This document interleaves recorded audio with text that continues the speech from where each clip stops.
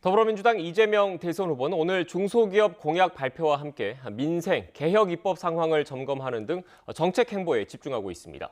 국민의힘은 선대위 구성에 난항을 겪는 가운데 윤석열 후보와 김종인 전 위원장 사이의 물밑 대화 결과가 주목되고 있습니다.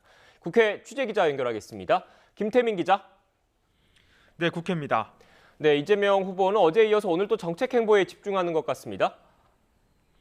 네, 그렇습니다. 이재명 후보는 어제 디지털 대전환 정책을 발표한 데 이어 오늘 오후엔 중소기업 정책 비전을 공개합니다.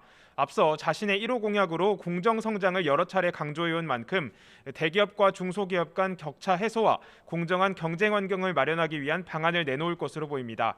이에 앞서 이재명 후보는 잠시 뒤 민주당 당사에서 원내 지도부 상임위원장단과 함께 민생 개혁 입법 추진 상황도 점검하면서 정책 행보에 집중합니다.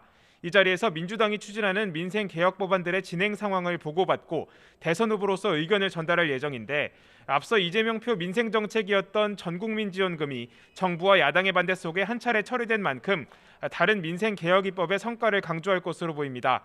특히 이른바 대장동 방지법으로 불리는 개발이익 환수법 추진에 좀 더 속도를 내달라는 주문이 있을 거란 전망이 나옵니다. 이런 가운데 민주당 선대위 개편 작업도 속속 진행되고 있는데, 오늘 오전 청년 선대위가 출범한 데 이어 외부 인재 영입에도 박차를 가할 전망입니다. 네, 윤석열 후보는 오늘도 별다른 일정 없이 선대위 구성에 집중하는 거죠?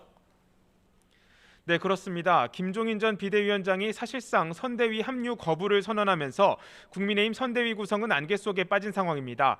국민의힘 이준석 대표는 오늘 아침 BBS 라디오에 출연해 상황 변화가 쉽진 않지만 변동 가능성이 있다고 설명했는데, 이에 대해 오늘 오전 자신의 사무실 출근길에 기자들과 만난 김종인 전 위원장은 갈등 봉합 가능성을 묻는 질문에 더 할 말이 없다고 입을 닫았습니다. 하지만 조금 전 권성동 사무총장이 직접 김 전 위원장을 찾아 면담에 들어간 만큼 대화에 진전이 있을지 주목되고 있습니다. 특히 권 사무총장이 윤 후보 뜻에 따라 김 전 위원장을 선대위에 모시겠다고 말한 만큼 김병준 선대위원장을 포함한 선대위 인선에 변화가 있을지도 관심이 쏠리고 있습니다. 또 당장 선대위 출범이 다음 달 초로 다가온 만큼 조만간 두 사람이 직접 만나 대화를 나눌 거란 관측도 나오고 있습니다. 이런 가운데 윤석열 후보는 오늘 오전 언론사에서 주최한 포럼 행사에서 기조연설을 마친 뒤 별다른 공개 일정 없이 선대위 구성에 몰두할 예정인데, 이르면 내일쯤 당 지도부회의에서 선대위 주요 직책에 대한 1차 인선이 이뤄질 거란 전망이 나오는 가운데, 선대위 구성과 김 전 위원장과의 관계 회복 여부 등 잠시 뒤 있을 윤 후보의 입장 표명이 주목되고 있습니다. 지금까지 국회에서 YTN 김태민입니다.